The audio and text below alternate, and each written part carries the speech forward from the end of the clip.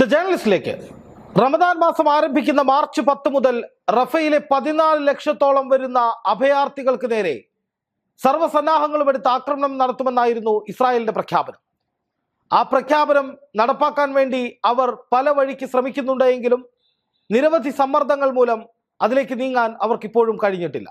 എന്നാൽ ഇസ്രായേലിന്റെ ആക്രോശം വലിയ പ്രകോപനമാണ് ഇറാന്റെ പിന്തുണയുള്ള ഗ്രൂപ്പുകളിൽ സൃഷ്ടിച്ചിരിക്കുന്നത് എന്ന് അവരുടെ ഇപ്പോഴത്തെ ആക്രമണ ശൈലി കാണുമ്പോൾ വ്യക്തമാവുകയാണ്. ഇസ്രായേലിനുള്ളിലേക്ക് തുടർച്ചയായ 3-ാം ദിവസവും ശക്തമായ ആക്രമണങ്ങൾ ഹിസ്ബുള്ള നടത്തിയെന്നാണ് അൽ ജസീറ റിപ്പോർട്ട് ചെയ്യുന്നത്.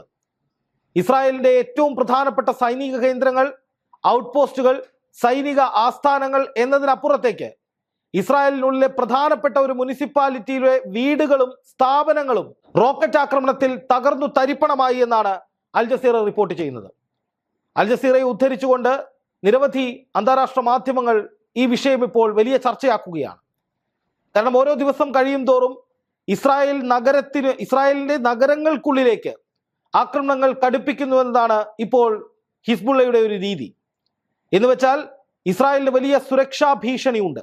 ഗസയിൽ നിന്ന് ജനങ്ങളോട് പലായനം ചെയ്യാൻ ആക്രോശിച്ച നെതന്യാഹു ഇപ്പോൾ സ്വന്തം ജനതയെ പലായനം ചെയ്യിക്കാനുള്ള ഒരുക്കത്തിലാണ്, അല്ലെങ്കിൽ അതിന്റെ നടപടികൾ മുന്നോട്ട് പോയിക്കൊണ്ടിരിക്കുകയാണ് എന്നുള്ളതാണ് ഏറ്റവും പ്രധാനപ്പെട്ട വസ്തുത.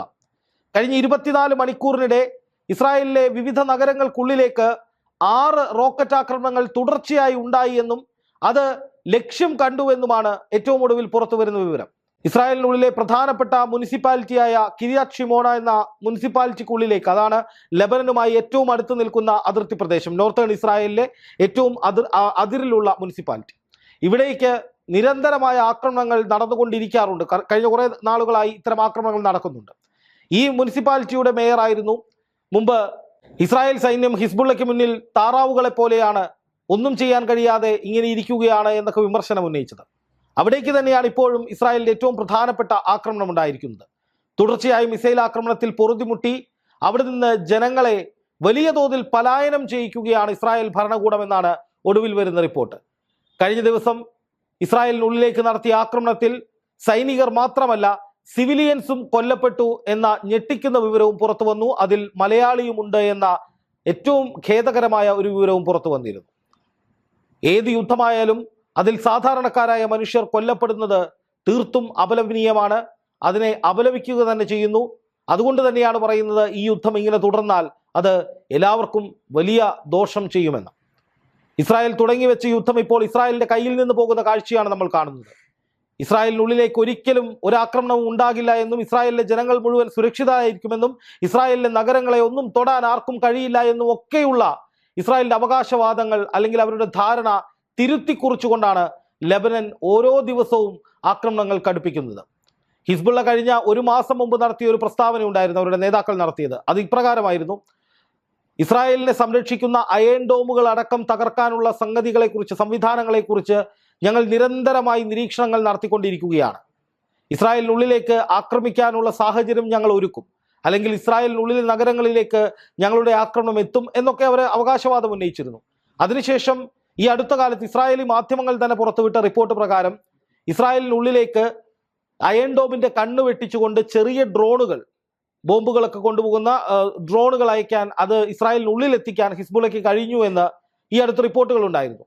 അതുപോലെ തന്നെ ഇസ്രായേലിനുള്ളിലേക്ക് 15 കിലോമീറ്ററോളം ദൂരത്തിൽ കയറാൻ കഴിയുന്ന അല്ലെങ്കിൽ എത്താൻ കഴിയുന്ന മിസൈലുകൾ, റോക്കറ്റുകൾ, അതൊക്കെ അയൺ ഡോമിന്റെ കണ്ണ് വെട്ടിച്ച് പോകാൻ കഴിയുന്ന ഇത്തരം ആയുധങ്ങൾ ഞങ്ങളുടെ പക്കൽ ഉണ്ട് എന്ന് ഹിസ്ബുള്ള അവകാശപ്പെട്ടിരുന്നു. അതുപോലെ തന്നെ ഇസ്രായേലിനുള്ളിലേക്ക് ഈ അയൺ ഡോമുകളെയൊക്കെ തകർക്കുന്ന, അതായത് ഇസ്രായേലിന്റെ സുരക്ഷാ സംവിധാനങ്ങൾ തകർക്കുന്ന വിധത്തിലുള്ള ഗവേഷണങ്ങൾ ഞങ്ങൾ നടത്തിക്കൊണ്ടിരിക്കുകയാണ് എന്നും ഈ ഹിസ്ബുള്ള പറഞ്ഞിരുന്നു. അതിനിടയിൽ അയൺ ഡോമിന്റെ കാര്യങ്ങൾ നിയന്ത്രിക്കുന്ന ഒരു കേന്ദ്രത്തിന് സമീപത്ത് ഹിസ്ബുള്ള ഒരു സ്ഫോടനവും നടത്തിയിരുന്നു. കഴിഞ്ഞ 4 മാസത്തിനിടെ, ഇപ്പോൾ 5-ാം മാസത്തിലേക്ക് പോവുകയാണ്, ഇത്രയും കാലത്തിനിടെ ഹിസ്ബുള്ള ഈ വിഷയത്തിൽ കൃത്യമായ ഗവേഷണം നടത്തിക്കൊണ്ട്, അതായത് ഇസ്രായേലിന്റെ സുരക്ഷ എത്രത്തോളം തകർക്കാം എന്നത് സംബന്ധിച്ച് കൃത്യമായ ഗവേഷണം നടത്തിക്കൊണ്ട് മുന്നോട്ട് പോവുകയായിരുന്നു. അതിന്റെ ഏറ്റവും ഒടുവിലത്തെ ഒരു ഫലമെന്ന നിലയിലാണ് ഇപ്പോൾ ഈ ആക്രമണങ്ങൾ സ്ഥിരീകരിക്കപ്പെടുന്നത്. എന്ന് വെച്ചാൽ ഇസ്രായേലിന്റെ പ്രതിരോധ സംവിധാനങ്ങൾ, സുരക്ഷാ സംവിധാനങ്ങൾ എന്നിവയൊക്കെ തകർത്തു തരിപ്പണമാക്കി ഇസ്രായേലിനുള്ളിലേക്ക് റോക്കറ്റുകളും മിസൈലുകളും ഒക്കെ എത്തിക്കാനും ഡ്രോൺ ആക്രമണം നടത്താനും ഒക്കെ ഹിസ്ബുള്ള ഈ ചുരുങ്ങിയ സമയം കൊണ്ട് സജ്ജരായി കഴിഞ്ഞിരിക്കുന്നു എന്നതിൻ്റെ പ്രകടമായ അടയാളമാണ് ഇപ്പോൾ കാണുന്ന സംഭവ വികാസങ്ങൾ. ഇപ്പോൾ അതുകൊണ്ട് തന്നെ ഇസ്രായേലിനുള്ളിലും വലിയ തോതിലുള്ള പലായനങ്ങൾ നടന്നുകൊണ്ടിരിക്കുകയാണ്. കിര്യാത് ഷിമോന മുനിസിപ്പാലിറ്റിയിൽ വലിയ തോതിൽ ഒഴിപ്പിക്കൽ നടക്കുകയാണ് എന്ന് അൽ ജസീറ റിപ്പോർട്ട് ചെയ്യുന്നുണ്ട്. പൊറുതിമുട്ടിയ ഒരു സാഹചര്യമാണ് ഇസ്രായേലിനുള്ളത് എന്നും ഈ റിപ്പോർട്ടിൽ പറയുന്നുണ്ട്. ഇതോടുകൂടി ഇസ്രായേലിന്റെ പ്രതിരോധ മന്ത്രി യോവ് ഗാലന്റ് ഇപ്പോൾ ഹിസ്ബുള്ളയ്ക്ക് ഒരു മുന്നറിയിപ്പ് കൊടുത്തിട്ടുണ്ട്. പ്രതിദിനം നിങ്ങൾ ആക്രമിക്കുകയാണെങ്കിൽ ലെബനനിലേക്ക് കടന്നു കയറിയുള്ള പ്രത്യാക്രമണത്തിന് ഞങ്ങൾ തയ്യാറാണ്, അല്ലെങ്കിൽ ഞങ്ങൾ ആ രീതിയിലേക്ക് കടുത്ത നടപടികളുമായി മുന്നോട്ട് പോകുമെന്ന് ഇസ്രായേലിന്റെ പ്രതിരോധ മന്ത്രി പറയുന്ന സാഹചര്യം കൂടി ഇപ്പോഴുണ്ടായിട്ടുണ്ട്. ഇതിൽ നിന്ന് മനസ്സിലാക്കാൻ കഴിയുന്ന രണ്ട് കാര്യങ്ങൾ: ഒന്ന്, ഇസ്രായേലിന് വല്ലാതെ നോവുന്നുണ്ട്, അല്ലെങ്കിൽ ഇസ്രായേലിനുള്ളിലേക്കുള്ള ആക്രമണങ്ങൾ സകല പരിധിയും ലംഘിച്ചുകൊണ്ട് ശക്തമാകുമ്പോൾ അത് ഇസ്രായേലിലെ സാധാരണക്കാരായ ജനങ്ങളെയും അതുപോലെ തന്നെ സൈനിക വിഭാഗങ്ങളെയും ഒക്കെ വല്ലാതെ ഭയപ്പെടുത്തുന്നുണ്ട് എന്നതാണ് ഇതിൽ നിന്ന് വ്യക്തമാകുന്ന കാര്യം. അതുകൊണ്ട് തന്നെ ഈ നോർത്തേൺ ഇസ്രായേലിൽ നിന്നൊക്കെ ഉയരുന്ന ഒരു മുറവിളി എന്ന് പറയുന്നത് ഞങ്ങൾക്ക് എന്നിനി ഞങ്ങളുടെ വീടുകളിലേക്ക് തിരിച്ചു പോകാൻ കഴിയും, എന്ന് ഈ പലായനത്തിനൊരു അറുതി ഉണ്ടാകും, ലെബനനെ നിയന്ത്രിക്കാൻ എന്തുകൊണ്ട് ഇസ്രായേൽ ഭരണകൂടത്തിന് കഴിയുന്നില്ല തുടങ്ങിയ ചോദ്യങ്ങളൊക്കെ ഈ ഇസ്രായേലിനുള്ളിൽ നിന്ന് തന്നെ ഉയർന്നു വരുന്നത് ഭരണകൂടത്തിന്, നെതന്യാഹുവിന് വലിയ തിരിച്ചടി ഉണ്ടായിട്ടുണ്ട്. ഇപ്പോൾ ഈ കഴിഞ്ഞ ദിവസം നടന്ന ആക്രമണങ്ങളിൽ വളരെ പ്രധാനപ്പെട്ട ഇസ്രായേലിന്റെ ചില കേന്ദ്രങ്ങൾ തകർന്നിട്ടുണ്ട്. അതിലൊന്ന് സരിറ്റ് എന്ന അതിർത്തി പ്രദേശമാണ്. അവിടുത്തെ സൈനിക കേന്ദ്രത്തിലേക്കാണ് റോക്കറ്റ് ആക്രമണം ഉണ്ടായത് എന്ന് ടൈംസ് ഓഫ് ഇസ്രായേൽ എന്ന മാധ്യമം റിപ്പോർട്ട് ചെയ്യുന്നുണ്ട്. അതുപോലെ തന്നെ ഇസ്രായേലിന്റെ പോലീസും ഇക്കാര്യം സ്ഥിരീകരിച്ചിട്ടുണ്ട്. സാധാരണക്കാരായ ജനങ്ങൾക്ക് ഇസ്രായേൽ നഗരങ്ങൾക്കുള്ളിലേക്ക്, ഇസ്രായേലിന്റെ ഗ്രാമപ്രദേശങ്ങളിലേക്ക്, അതിർത്തിയിലെ കുടിയേറ്റ മേഖലകളിലേക്കൊക്കെ നിരന്തരമായി ലെബനന്റെ ആക്രമണം ഉണ്ടാകുന്നുണ്ട്. അതിൽ നാശനഷ്ടങ്ങൾ വലിയ തോതിൽ ഉണ്ടാകുന്നുണ്ട്. ആൾനാശം ഉണ്ടായത് കഴിഞ്ഞ ദിവസം റിപ്പോർട്ടുകൾ പുറത്തു വരികയും ചെയ്തിരുന്നു എന്ന് ഇപ്പോൾ അവിടുത്തെ പോലീസും സ്ഥിരീകരിക്കുന്നുണ്ട്, അവിടുത്തെ മാധ്യമങ്ങൾ സ്ഥിരീകരിക്കുന്നുണ്ട്. എന്ന് വെച്ചാൽ ഇസ്രായേലിനുള്ളിൽ വലിയ ആക്രമണങ്ങൾ നടന്നുകൊണ്ടിരിക്കുകയാണ്. ഇസ്രായേലിനുള്ളിലേക്ക് അവിടെ വലിയ തോതിൽ നാശനഷ്ടങ്ങൾ ഉണ്ടാകുന്നു.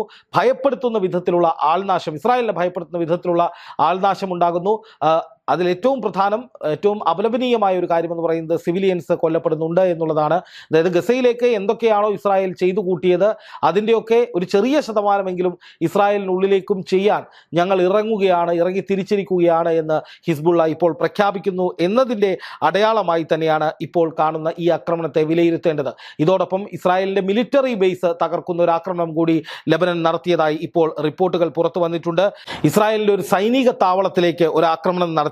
ആ ആക്രമണത്തിൽ അവരുടെ ഒരു മിലിറ്ററി ബേസിലെ പ്രധാനപ്പെട്ട ചില കേന്ദ്രങ്ങൾ തകർന്നിട്ടുണ്ട് എന്നാണ് ഏറ്റവും ഒടുവിൽ പുറത്തു വരുന്ന റിപ്പോർട്ട്. ഇതെല്ലാം ചേർത്ത് വായിക്കുമ്പോൾ ഇസ്രായേലിന് നേരെയുള്ള ആക്രമണം ഹിസ്ബുള്ള ഒരു വശത്ത് കടുപ്പിക്കുകയാണ് എന്ന് തന്നെ പറയേണ്ടി വരും.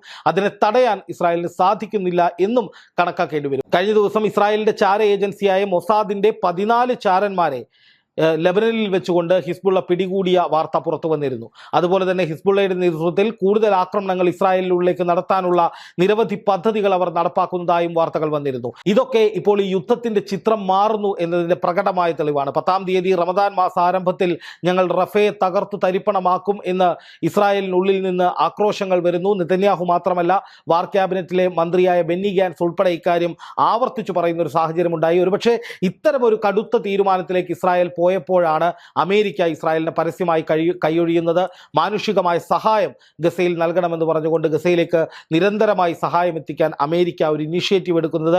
അമേരിക്ക പിന്മാറിയെന്ന്, അല്ലെങ്കിൽ അമേരിക്ക പരസ്യമായി റഫ വിഷയത്തിൽ സഹായിക്കില്ല എന്ന് ബോധ്യമായപ്പോഴായിരിക്കണം ഒരു പക്ഷേ ഇസ്രായേൽ ഒന്ന് പതുങ്ങിയത്. എന്നാൽ അങ്ങനെ ഇസ്രായേൽ പതുങ്ങുകയും വടക്കൻ ഗസയിൽ നിന്നും തെക്കൻ ഗസയിൽ നിന്നുമൊക്കെ സൈനികരെ പിൻവലിക്കുകയും ഒക്കെ ചെയ്യുന്നൊരു ഘട്ടം വന്നപ്പോൾ ഇസ്രായേലിന് നേരെയുള്ള ആക്രമണങ്ങൾ കടുക്കുകയാണ്.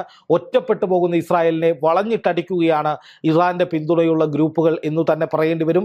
ഗസയിലാണെങ്കിൽ ഹമാസിന്റെ നേതൃത്വത്തിൽ ഓരോ ദിവസവും ഇസ്രായേൽ സൈന്യത്തിന് നേരെ ആക്രമണങ്ങൾ കടുക്കുന്നു. ഇസ്രായേലിന്റെ പ്രധാനപ്പെട്ട സൈനിക മേധാവികൾ, അല്ലെങ്കിൽ സൈനിക വൃന്ദത്തിന്റെ IDFന്റെ തലപ്പത്തുണ്ടായിരുന്നവർ ഒറ്റയടിക്ക് രാജിവെച്ച് പോകുന്നു. ഇസ്രായേലിന്റെ സൈന്യത്തിന് വേണ്ടി ലോകമാധ്യമങ്ങളോട് സംസാരിച്ചിരുന്ന അവരുടെ സൈനിക വക്താവ് അദ്ദേഹമടക്കം രാജിവെച്ച് പോകുന്ന സാഹചര്യം ഉണ്ടാകുന്നു.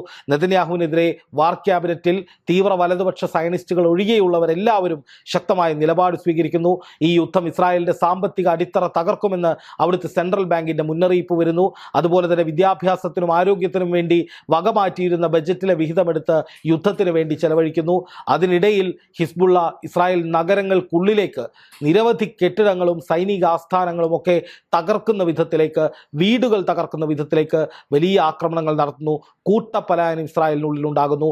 ഇതൊക്കെ ഇസ്രായേൽ തുടങ്ങിവെച്ച ഈ യുദ്ധം, അതിൻ്റെ നിയന്ത്രണം അവരുടെ കയ്യിൽ നിന്ന് പോവുകയും ഇതെല്ലാം ഇസ്രായേലിന് തന്നെ തിരിച്ചടിക്കുന്ന അവസ്ഥയിലേക്ക് മാറുകയും ചെയ്യുന്നു എന്നതിൻ്റെ പ്രകടമായ ഉദാഹരണങ്ങളാണ്.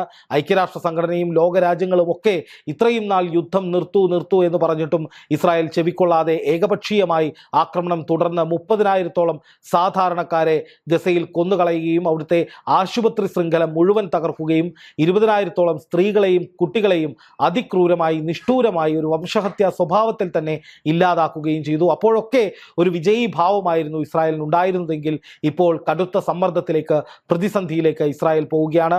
ഇസ്രായേലിനുള്ളിൽ ബോംബുകൾ വീണു തുടങ്ങിയിരിക്കുന്നു, റോക്കറ്റുകൾ വീണു തുടങ്ങിയിരിക്കുന്നു, മിസൈലുകൾ വീണു തുടങ്ങിയിരിക്കുന്നു. ഇസ്രായേലിന്റെ ചാര സംഘടന അപ്രസക്തമാകുന്ന വിധത്തിലേക്ക് മാറിയിരിക്കുന്നു. ബന്ദികളെ കണ്ടെത്താൻ കഴിയാത്ത സാഹചര്യം, ബന്ദികൾ 70ഓളം പേർ കൊല്ലപ്പെട്ടു എന്ന വാർത്തകൾ പുറത്തു വരുന്നു. അങ്ങനെ സകല മേഖലയിലും ഇസ്രായേലിന് തിരിച്ചടി ഉണ്ടാകുന്ന ഒരു റിപ്പോർട്ടാണ് ഇപ്പോൾ അന്താരാഷ്ട്ര മാധ്യമങ്ങൾ പുറത്തുവിടുന്നത്.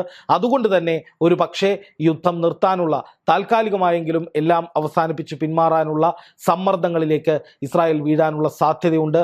ഒരു പക്ഷേ ഒരു വെടിനിർത്തൽ ഉടൻ പ്രഖ്യാപിക്കപ്പെട്ടേക്കാനുള്ള സാധ്യതയും തെളിയുകയാണ്.